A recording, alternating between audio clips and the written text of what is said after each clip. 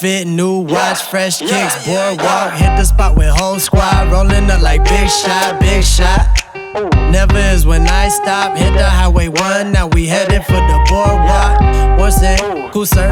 1 cent, cool sir. I ride, boardwalk, boardwalk, boardwalk. 1 cent, cool sir. 1 cent, cool sir. I ride, boardwalk, boardwalk. Look, many men. Catch me riding double shot like dropping to the summers.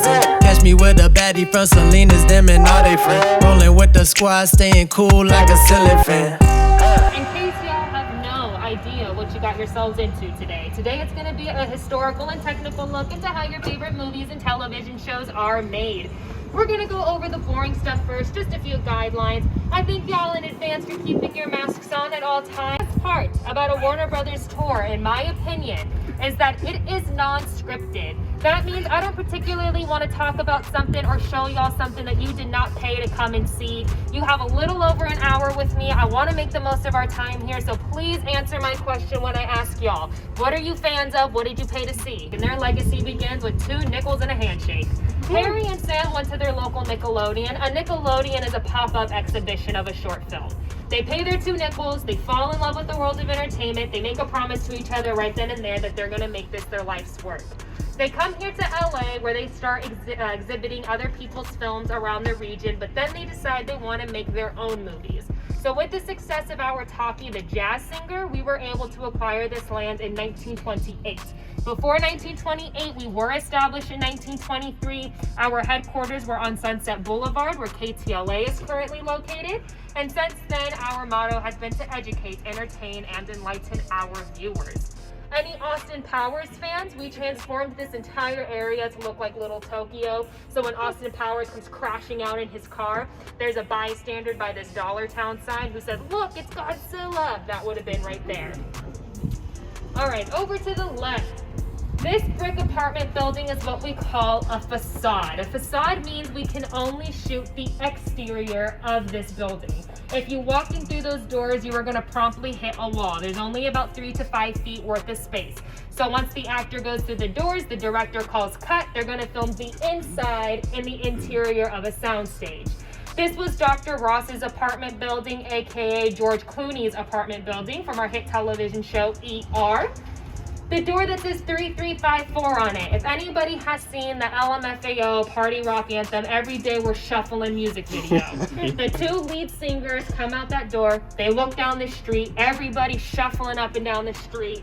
If you haven't seen the music video, it's really fun to go back and watch after this tour because the street looks exactly how it looks now in that music video. So it's just fun to go back and compare. When Dale Hennessy, the production designer of Annie, came here, he said he wanted the street to have the look and feel of post-Depression era New York. A few ways that we went about doing that, we added in all the fire escapes. If we go next door to the right, the gray brick building, my 2 favorite uses of that. Number 1, the mask with Jim Carrey. So the first time that Jim Carrey puts the mask on for the first time, he transforms into the mask, he falls out that window and splats in front of that tree right there. Pee-wee's Big Adventure. Has anybody heard of Pee-wee's Big Adventure? Yes, okay. So when he comes outside and he faints, that was real. We love method acting here at Warner Brothers. We kept it in the movie.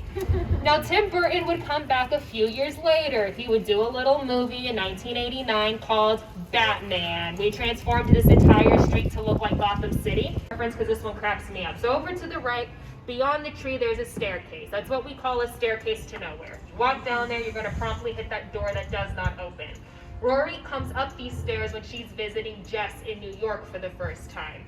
For those of you who do not watch Gilmore Girls, just go and watch that little sequence. It's pretty funny. All we did was take a cardboard sign, paint Subway on it, slap it on, y'all believe it's New York. I love that area for 3 reasons. Number 1, Prince's Purple Rain album cover was shot down there. So if you could picture Prince on a motorcycle with smoke coming out, he was on the right side where the staircase is. Second favorite, Annie. It's a Hard Knock Life sequence. All the orphans go out onto the fire escapes and balconies. They're singing that musical number while they dust out their clothes. My personal favorite, upside down kiss between Mary Jane and Spider-Man. Now folks, in that scene, it is pouring rain. Y'all, it's California, it does not rain here. So we brought in what's called a rain grid. Bluebell, that's Patsy's Pies from Shameless.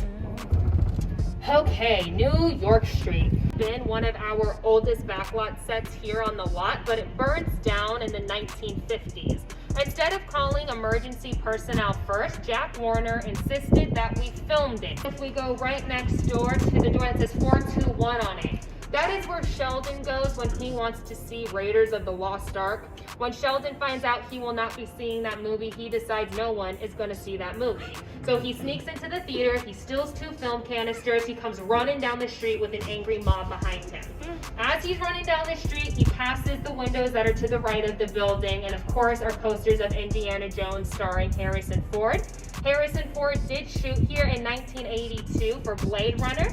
We transformed this street to look like 2019 futuristic LA. The way that we did that was we took black muslin, we draped it over both of these buildings. We got this street as dark as we could possibly get it. We then added in a whole bunch of neon lights and sign and people to make it look crazy, congested, and crowded. Most recently, as you can see, it is set dressed for the show All American, which is going on season 4. So that is the hangout. All American is back and filming Monday through Friday, so they are all up and down New York Street here. We transform it to look like Beverly Hills for that show. Courthouse, he runs up the stairs into the courthouse, which is Commissioner Gordon's office. Now, folks, technically running up more than 7 steps is considered a stunt. Adam West said, I am an actor, not a stuntsman. You need to hire me one. So we did. If anybody is watching season 3 of You on Netflix, which came out last week, that is Love's Bakery. Looks a lot like the Full House house. No, that is not the original home. The original home is in San Francisco. However, the homeowners were getting real sick and tired of the amount of tourism that they were getting. So when we came back to do Fuller House and we asked if we could use their home, they clearly told us no. So we went ahead and we built this facade, and it's going to stay up until we figure out what we want to replace it with. Okay. We're going to start off in the 1950s. For my classic fan, if you're a fan of The Music Man, this is River City, Iowa. And the 1970s Dukes of Hazzard, this is Hazard County, Georgia. Gilmore Girls, Stars Hollow, Connecticut. Pretty Little Liars, Rosewood, Pennsylvania. Friends, this is New York. Shameless, this is Chicago. It really has been everything. We're going to get out here, go meet by the gazebo, walk around, and I also want to take y'all into one of our practical sets. We can remove the gazebo. We removed it. We laid down a dance floor. Eddie Murphy was in the center of the dance floor dancing in the movie Norbit. We also removed it. We laid down a whole bunch of carnival rides. We used it for the end sequence. You're the one that I want for free slide. And the Waltons, which was a hit 1970s television show of ours, that was both the high school and the elementary school. In that show, John Boyd goes off to college. He traveled very far, right, to the brick building, and that became his college. That was the Sheriff's Department from the original 1970s Dukes of Hazzard. That is the police station in Rebel Without a Cause. That's where James Dean meets Natalie Wood for the first time. Pretty Little Liars fans and Gilmore Girls fans, that is the City Hall and the high school. And then if we look over to our right, the building that has the green pillars on it, that was the bank from Bonnie and Clyde. And the last thing I want to point out, where the red painted doors are, for my Shameless fans specifically, that is the exterior of the alibi.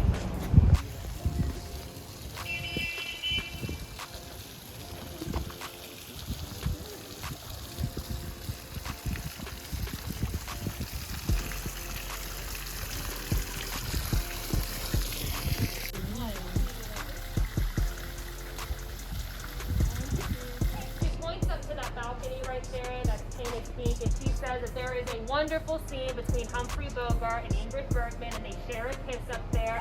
Again, she's lying. The only exterior is this one. Also, none of our practicals have a second story. So there are stairs. Our actors can walk up the stairs. They can make a left or make a right where there's a platform with about 3 to 5 feet worth of space. There's a little actor. His name is Leonardo DiCaprio. He got his start on a show called Growing Pains. This is the Seaver house from Growing Pains. It is also Miss Deagle's house from our hit movie Gremlins. The Gremlins eject Miss Deagle from that upstairs window. She goes squatting on the concrete across the way. Also used in the season finale of Seinfeld as well.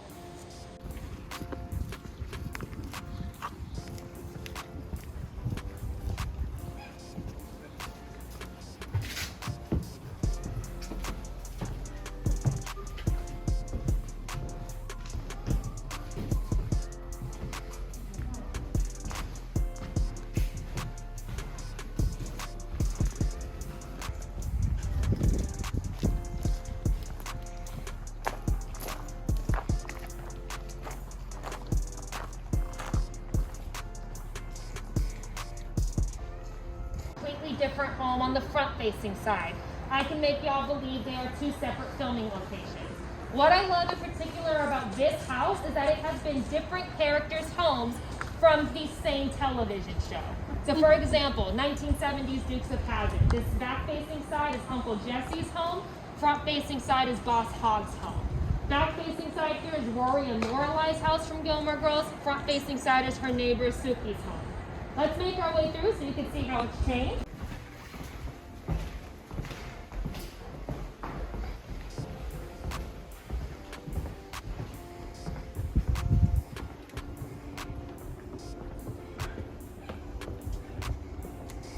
Why am I tying in Clint Eastwood with squirrels?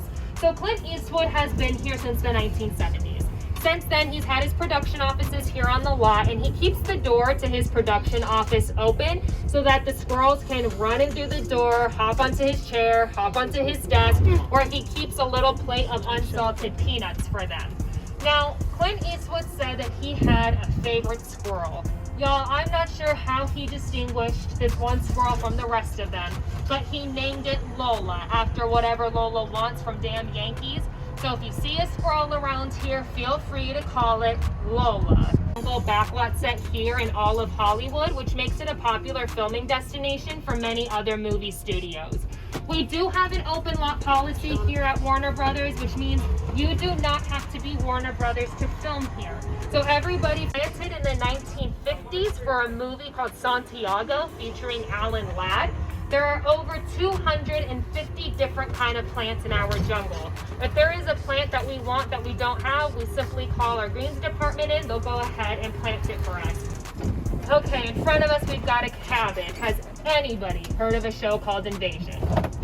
No, wouldn't expect you to. It was promptly canceled after one season. But that is what it was built for. But after that, it famously became Murlot's Bar from our hit television show True Blood.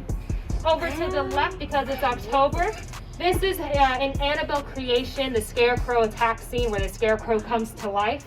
And La Llorona, that is the attic. For any Aquaman fans, the post-credits scene with Black Manta was filmed in there.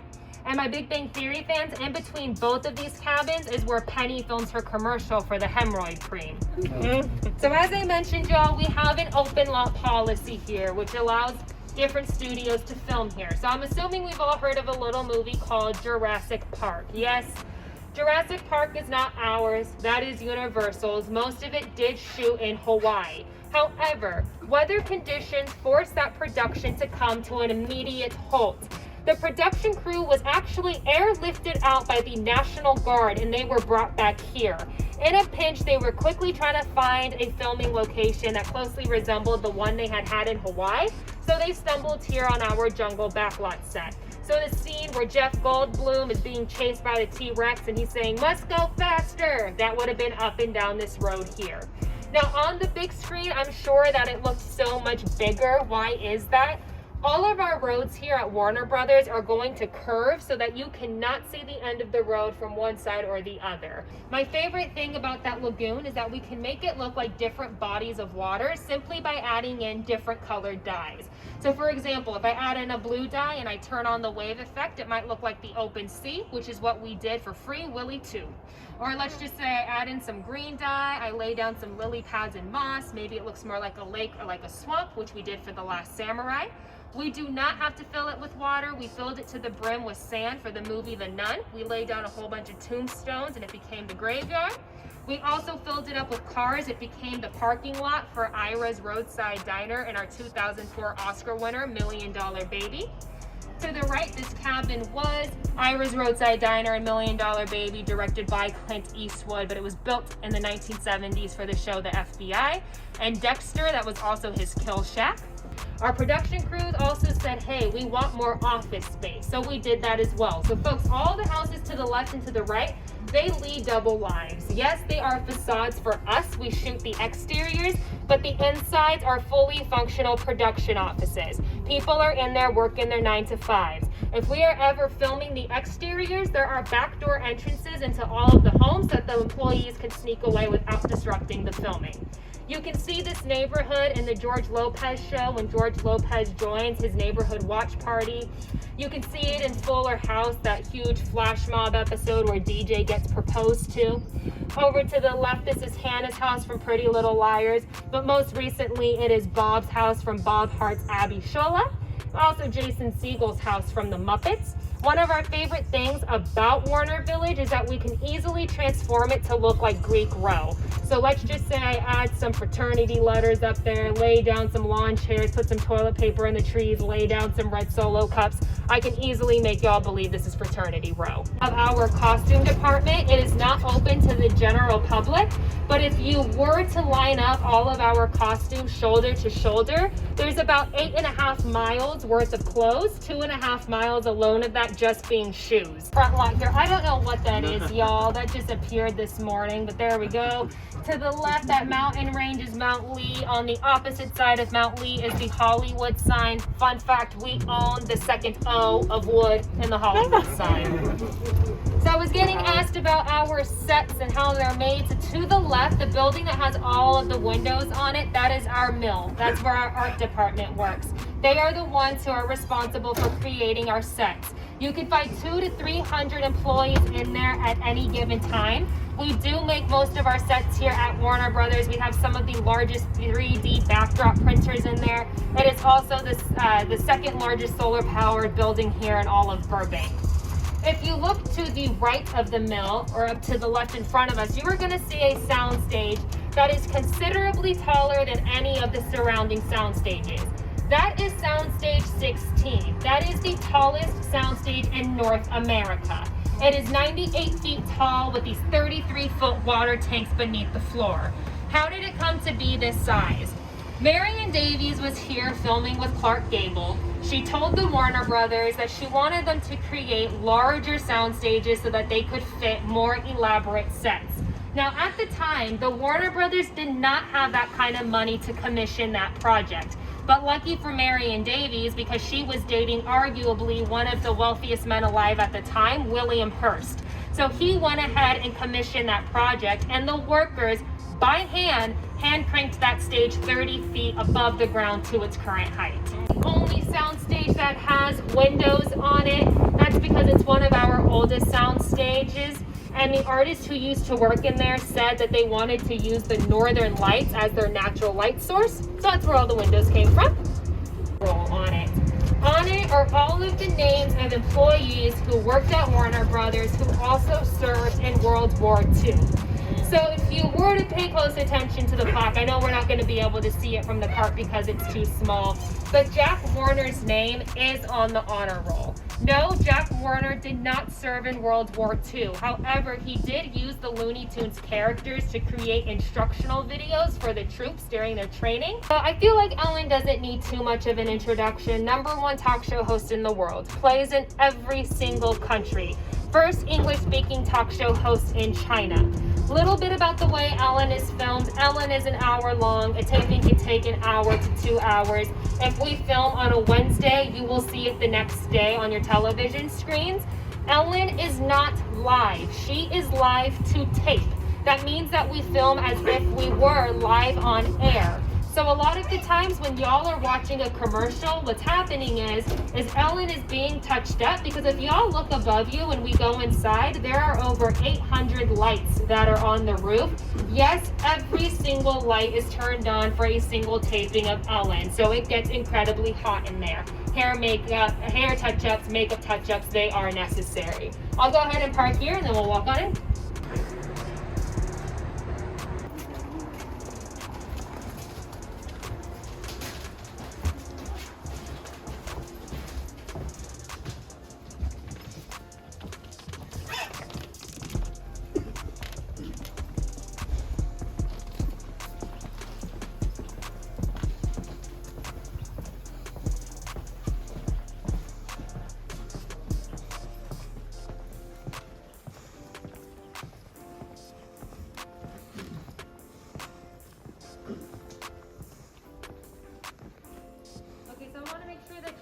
Time for pictures, so feel free to take a picture in front of Ellen's stage. Just don't go on Ellen's stage, don't go on the steps.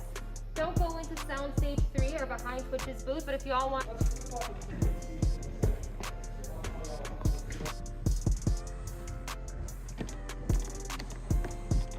95% soundproof. The only source of sound into a soundstage are through those giant round doors called elephant doors. This entire building is lined in that block material called Insupport, which is the sound absorbing material. Yeah, I'm gonna go too. We're gonna exit.